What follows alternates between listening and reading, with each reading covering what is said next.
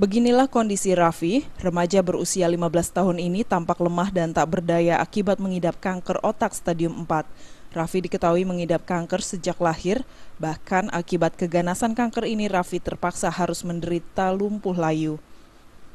Di tempat tinggalnya, Raffi bersama ibunya menempati rumah penyewaan di Jalan Kedeing, Surolorong, Serengam 1, RT 24, Kecamatan Ilir Barat 1, Kota Palembang, Sumatera Selatan. Tubuhnya layu dan tidak dapat berjalan serta tidak dapat berbicara lantang layaknya anak seusianya.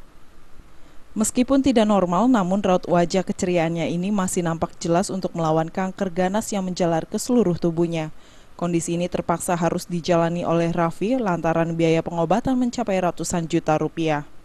Menurut sang ibu, Santi, sebagai ibu rumah tangga, dirinya tidak memiliki uang untuk mengajak anaknya melakukan pemeriksaan ke dokter.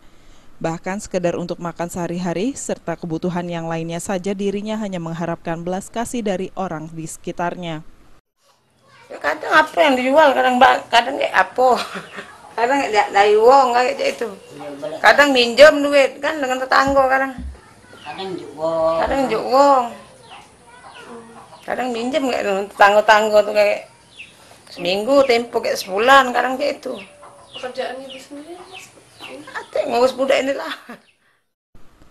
Namun pengharapan besar kepada anak sulungnya ini untuk sembuh terus dilakukan Santi dengan melakukan terapi sendiri menggunakan alat yang seadanya.